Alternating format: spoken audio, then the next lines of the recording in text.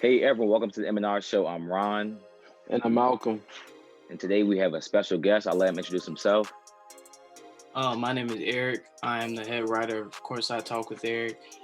You can go hit me at all my socials, Courtside Talk with Eric. Yeah. Hey, Okay. dude from the beach, man. Dude from the beach, 7'5", man. That's my 7'5" brother right here, man. Hey, nice to meet you. Nice for having you on my show. I appreciate it. On our show. Facts, definitely. Thank you for coming on. He does a lot of good work, so we wanted to invite him on the show. And he's a big NBA guy. So today our first topic is NBA awards predictions. We're gonna start with MVP. I'll start. My pick has kind of been the same for a long time. I want to stay consistent on that. It is Luka Doncic. I think it's gonna be the MVP. One, I think he's gonna have like a Steve Nash-esque season when Amari Stoudemire went down. How he still had a top 4 record in the West. I think the Mavericks will get a top 4 record. They have started a little rocky at 1-2, but again, it's the first 3 games. I think he'll bounce back and continue to have a great season. Malcolm? See, for me, I'm still on the bandwagon of Giannis Antetokounmpo. I've been very good with them. I think with this team right now, a couple things that you have to understand with Giannis Antetokounmpo this year. First, last year he was on minutes. Basically wasn't playing a lot of minutes. And, this year his team is not as deep. So he's going to be on the court a lot. I think with guys like when you have Drew Holiday, Chris Middleton, guys who could actually shoot the ball, his assist numbers are going to go up, especially, he's dominant with points with about 20, probably average 27, 28, and about 12 rebounds. But his assist numbers, if that goes up, that's another element of his game that's getting better, especially the three-point shooting, which I think is a lot better this year because he's been working at it. So I think that he's going to be a 3-time MVP champion back to back. Put my word on it, though. Eric? I've been since the beginning of the season. I'm gonna go with. He has he has like not that much help this year. It could be like his hard/rush year. He can shoot the 3. He can play make. So I'm gonna have to go with Stephen Curry for my MVP. Okay, you've been big on the Curry. Okay. I just don't understand with this Steph Curry. Curry. Okay. I haven't seen this so far, but I guess I understand. He said 2 big bounce back games, the last 2 games. I can see all 3. I think all 3 of our picks should at least at their floor should be at a top. They should be in the top 7 of MVP seasons at least. I think that's the floor for all the people that I think have been named. It's at worst case number 7. So you still were an MVP candidate at the end of the day, but I think it's the floor. That's if stuff goes wrong for some of these candidates. But now we're gonna move on to Defensive Player of the Year. I'll let Eric start with this one. I thought it was, last year it was supposed to be AD. I think this year he's probably gonna get it. I didn't like his Blazers game last week, but if he can just continue to stay healthy, stay dominant in the paint, working with Bron, he's definitely gonna be Defensive Player of the Year, no question. Malcolm? For me, I really think it's going to be Rudy Gobert. I think last year Rudy Gobert made a strong point at the end of the season. I think this year, they finally have a healthy roster, because last year they were dealing with a lot of injuries, Mike Conley being inconsistent. But I feel like this year is another system with Mike Conley understanding a lot of things, which is helping out, guys like Rudy Gobert, because Mike Conley is a perimeter defender too. And then you're helping them, defend. He's actually defending these guards. It's going to be hard for the guard to even pass by, Mike Conley. So Rudy Gobert can stay where he's at. He can be able to help a lot. And I think that his numbers are going to be a lot better, especially in a defensive system like Utah. So I think Rudy Gobert is going to win it this year. Okay, now I'm gonna have to agree with Eric on this one because I did think Anthony was supposed to win it last year. I think he'll come out and finish the season strong and win it this year. He's just such an elite defender, and he's so versatile on the defensive end. He's like Bam on steroids, where he can switch on the guard, the smaller players, and still guard him at an effective level. So I just think he's gonna get it this year. Of course, everyone knows he started slow. I do think the calf injury. Everyone knows AD always has some type of injury thing. He's never too serious, but he always has something biting at him. So I think, of course, that's why he had his bad little last 2 games. So, but I think he'll finish strong. So that's why I'm gonna go AD. Any final comments? But that's what I was thinking though. I feel like that's going to be the reason why that Rudy Gobert is going to win Injury. over AD because injury problems. We always have to worry about it with AD, especially AD was on a long, playoffs run, actually going to the That's finals. true. Never done that. He never done that before, so you never know how his body's going to react to that. So that's why I had to put Rudy Gobert because Rudy Gobert is going to be healthy. I'm gonna tell you that. So yeah. Okay. Any last remarks, Eric, on Defensive Player of the Year? All right. Now we're gonna move on to Rookie of the Year. Malcolm, you can start with this one. For my Rookie of the Year, I hope nobody says LaMelo because I feel like if you first look at what LaMelo has been doing, I mean, it's good to see his little splash 1-2 passes, but it's been horrible for the rest of the time. But for me, I'm going for a guy that everybody keeps on downing, Anthony Edwards. Number one, he's been averaging 15 points per game lately. And, a lot of folks have been coming down on him, talking about how, coming out of the draft, like he's going to be a bust or there's going to be a lot of players better than him. And I've consistently said that Anthony Edwards would be a good fit for Minnesota. And so far, so good. He's been doing good, very off the bench, which is a different thing, that I did not experience. So, hey, Anthony Edwards is for me for Rookie of the Year right now. So how about y'all? Yeah, I definitely knew you were going to go Anthony Edwards with this pick. If you did not pick Anthony Edwards, I'd have been extremely surprised. Now, my pick, I think, is going to be a surprise to you. And I'm going to pick James Wiseman because he has really, really surprised me. I thought he was good, but he's even looked better than even I thought from high school and his little couple of games of college. First, he's shooting the three, which, I knew he could make a couple times. Everybody can hit a three in practice. But he's hitting it and he's taking it comfortably in the game where it doesn't look forced at all. And he's not just a corner three-pointer. He's taking it from the top of the key.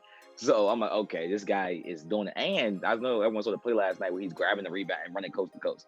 A lot of players can do that, but just to show you as a center that you can do that is just impressive to me. So I'm going to go James Wiseman. Eric?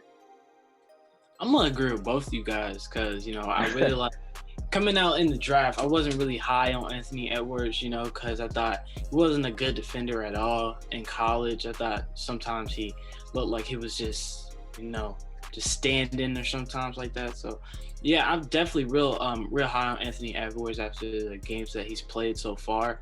But, James Wiseman too, he can be balling with the Warriors this year.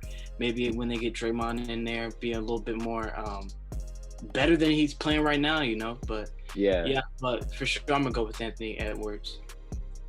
Edwards definitely surprised me though. I can say that that was definitely my number one bust. If somebody was gonna bust, I thought it was gonna be him. But it's also been 3 games. But still, he's definitely surprised me.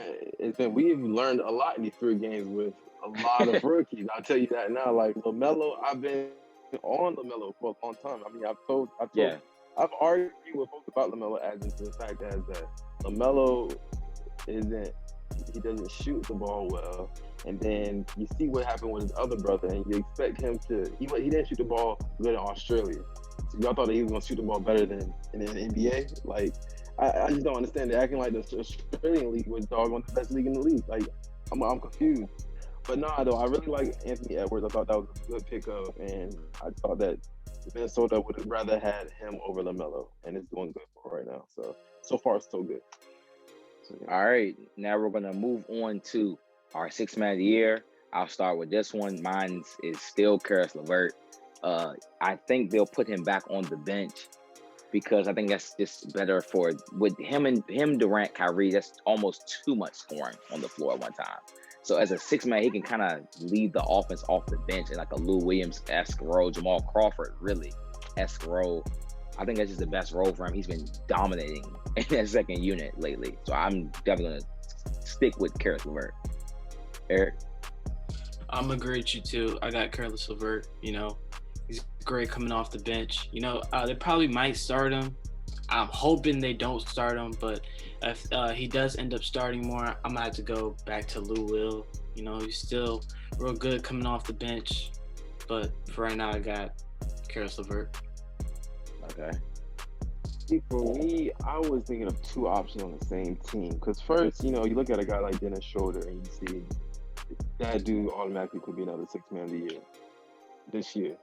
But then again, you see him starting a lot, so you don't know. But I gotta go with Montrez, and I think that Montrez. I didn't think Montrez was gonna be good so far. Well, he's been doing good so far, and I really like his production, especially what he can do in the pick and roll. You put him in the pick and roll with LeBron James. You know, you could put him in the problem in the pick and roll with AD, because AD is improving his his handling and stuff like that, and his playmaking. So being able to be in the pick and roll with both of those guys, especially a guy like Dennis Schroeder, who will be running the second unit too. I just think that this creates so many opportunities for Montrez, and the fact that they low key don't got a lot of defense, but they got a team defense oriented type of way, so it can really help mask some of the deficiencies that that Montrez brings. But I think that Montrez has a chance, especially if he's going to be healthy this year. He's not worried about any lingering injury or no COVID problem, because he already had all that stuff. So this year, it's a fresh start, and I think that he's able to win Sixth Man of the Year again this year. So yeah, I don't think Montrez is not bad. It's just watching his defense literally upsets me. But no one really cares about that for Sixth Man of the Year anyway. So that has nothing to do with the award. So offensively, he's been I think he's top 5 in field goal percentage, that Mitchell Robinson stat. But regardless, he's been crazy efficient at the rim. He's dominant there. But okay, we'll move on to our last one in this category, which is most improved player. I'll let Eric start this one. I'm a fan of the Thunder, so I gotta go with my man SGA. I do balls. He's a good playmaker. He can shoot you. He is definitely going to get most improved. If not, I got Christian Wood from Houston. I saw some people saying he was better than AD on Twitter, but he can definitely ball. He's going to definitely give you a double-double a night. Him and James Harden, if James Harden stays, will be pretty good. But, yeah, I'm going with SGA for right now. Wow, that's crazy, because I was definitely about to say Christian Wood. I think that people have been putting him under the radar lately, and it's crazy because I've always been talking about this guy, Christian Wood, because I don't care. I think that he has so much potential. And I was always like, I need Boston to take him. I need Boston to hit him up. I need Boston to get him. I need Boston to get him. But he went to Houston, which is actually a better opportunity for him with James Harden. People said he's with James Harden. I was like, yes, he is with James Harden. This guy can shoot the three. He can be able to get into the paint. He can go coast to coast with you. Christian Wood is the real deal, and he has been improved at even right now. Just imagine, even if James Harden leaves with John Wall and some guys, and he can play his better position at power forward with maybe a center. Yeah, you have to put a center with Christian Wood. He's a power forward, but I'm telling you, Christian Wood is good, and I'm glad you noticed that. I want people to continue noticing Christian Wood. You're on my fantasy team. All my fantasy teams. I want to make sure y'all know. Yeah. Well, if you want to see a power forward, hit a new gear, put him with John Wall. Because, we saw Markieff Morris almost became an all-star playing against John Wall. And since then, he's been a bench player. So not that he's been a bad bench player, but that was when he was at his actual peak position. Even Ariza, when Ariza was playing small ball forward, was his best with the Wizards as a scorer, at least. But my pick was going to be SGA, but since somebody's already taken that person, my other pick was Colin Sexton, because goodness gracious, he's been killing it right now in the league right now. Colin Sexton is a player I was very low on because he's not efficient at all.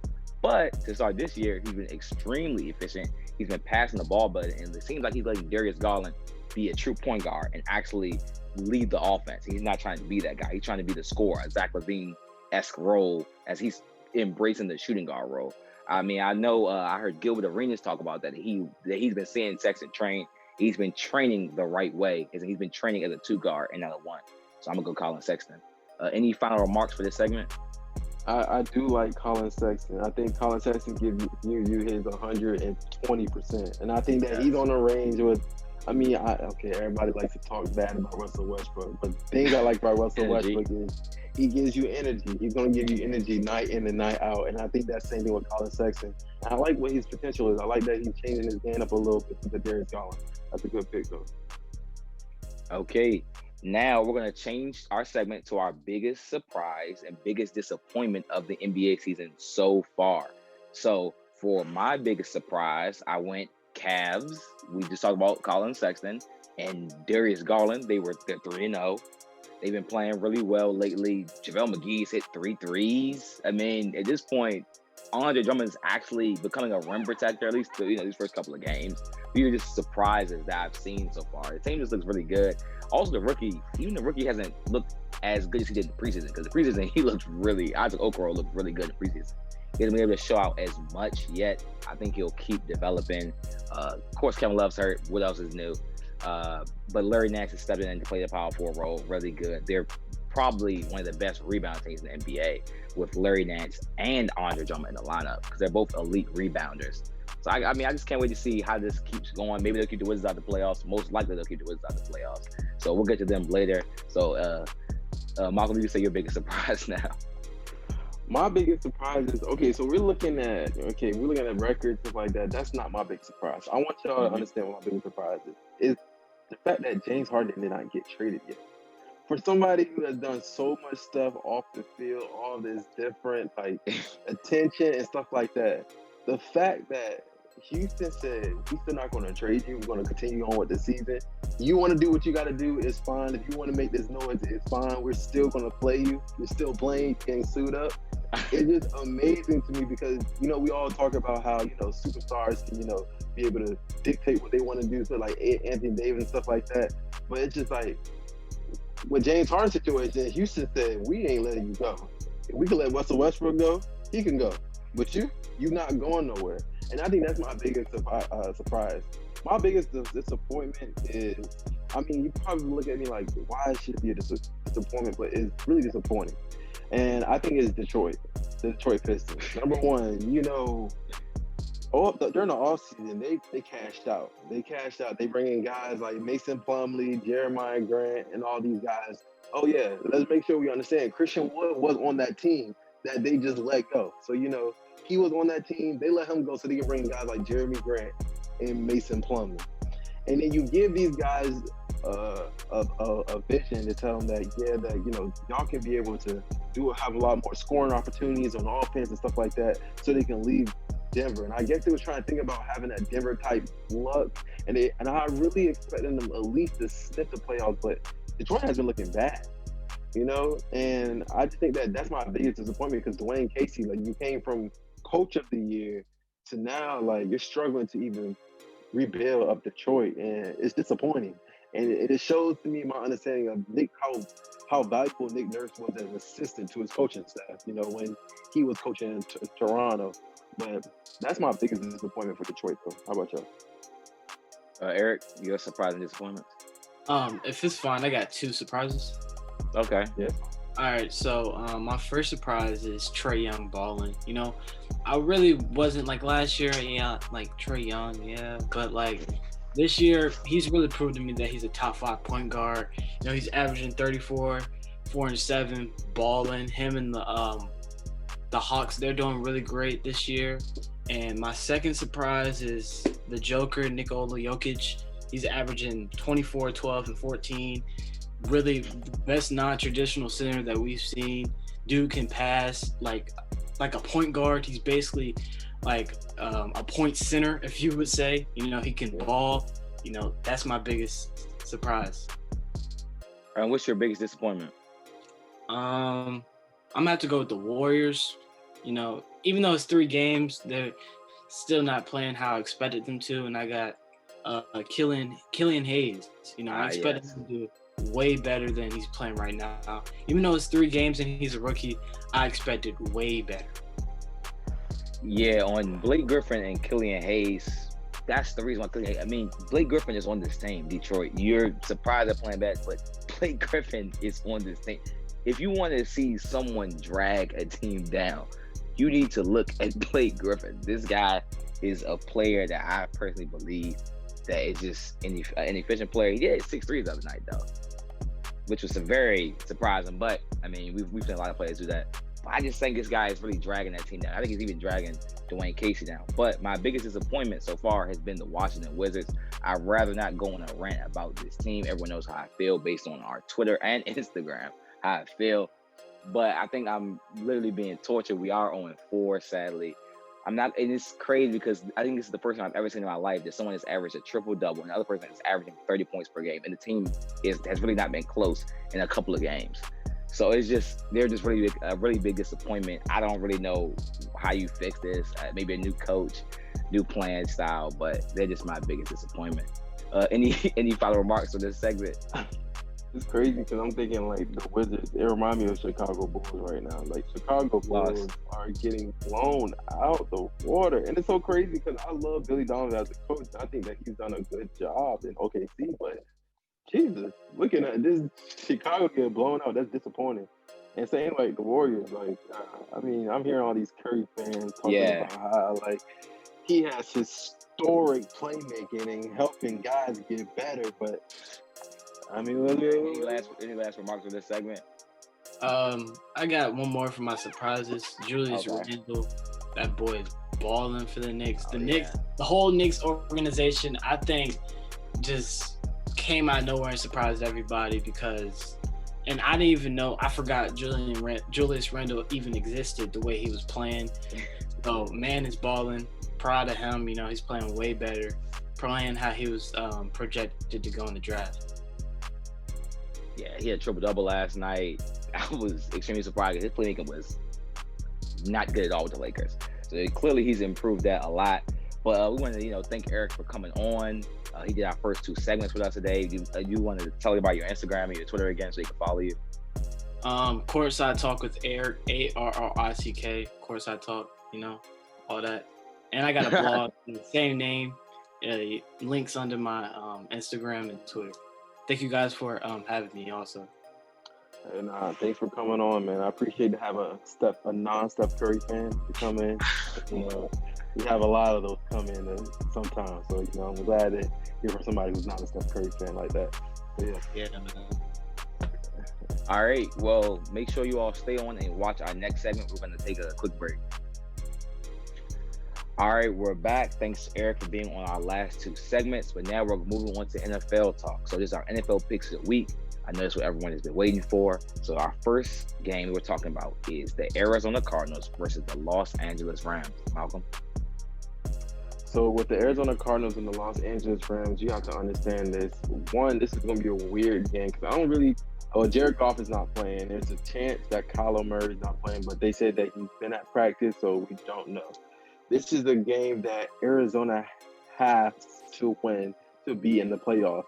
They lost last week, which is something that I low-key expected because just like I said last week, I said the 49ers is a division game, and sometimes things go different. And Kyle Shanahan has done a great job. And guess what? Nick Mullins wasn't playing, all right?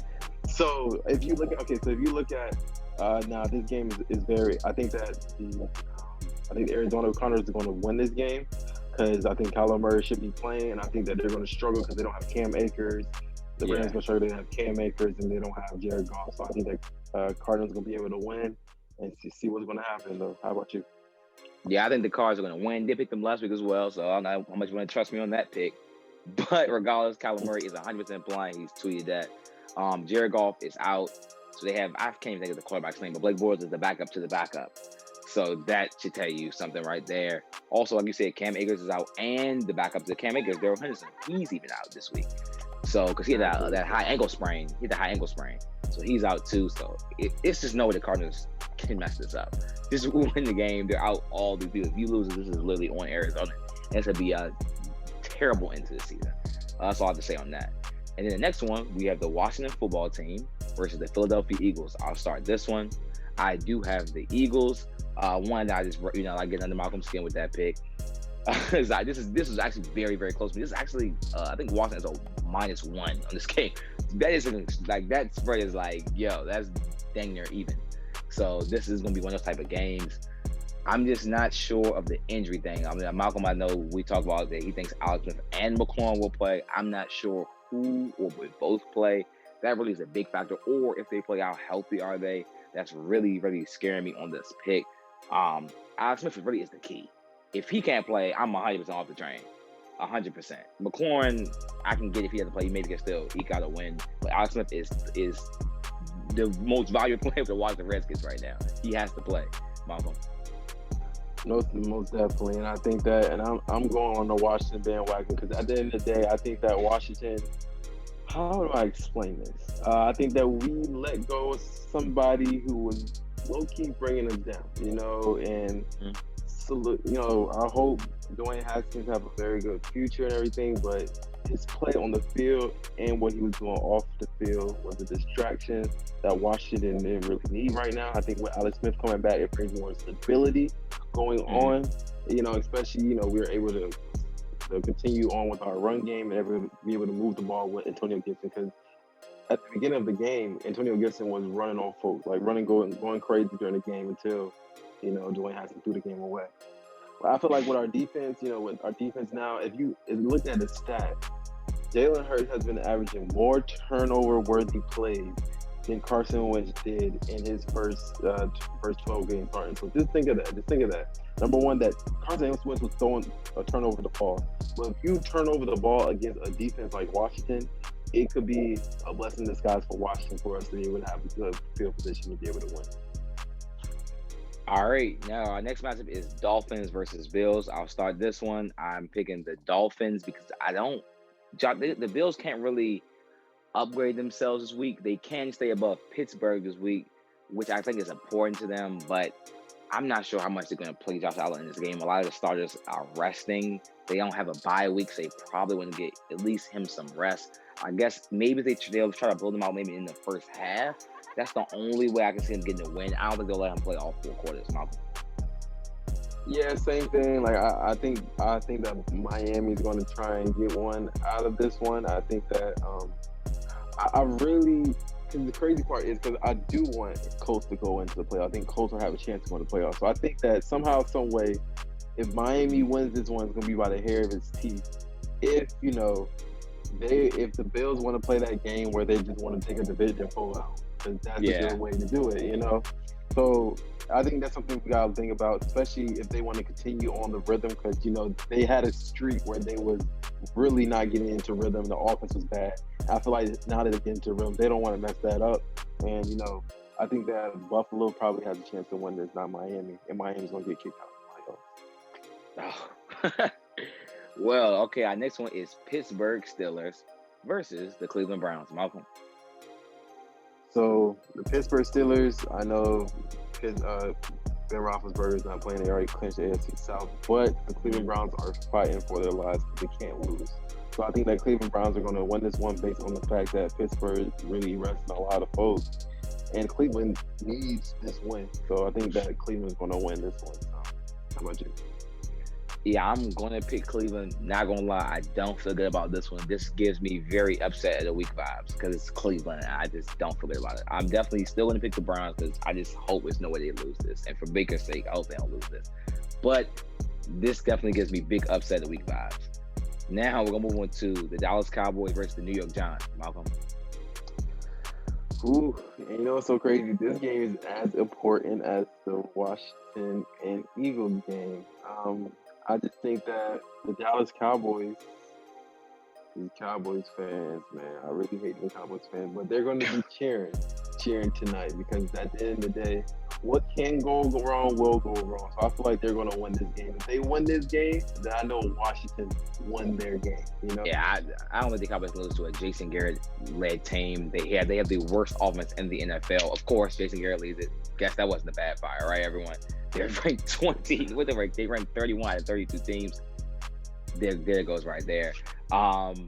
It's just no way I think we lose this game, unless, like you said, I am saying it. So next thing I know, we'll be losing by 10 points. I do not think we'll lose this game, but of course that then even if they win this game, they still do let Washington lose their game. So it's still a double-edged sword. It's like you can only be so happy after that 1 o'clock game goes off. But I mean, I'll pick Dallas. I think we're better than the Giants, so I think we'll win that game.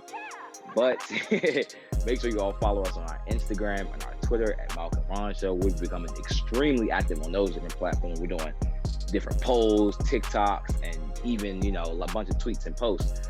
So definitely follow us on those. Malcolm. Hey guys, continue to tune in. I appreciate y'all support. Hey, spread the word, guys. We're trying to spread the word. So, hey, thank y'all guys and have a great holiday. All right. All right.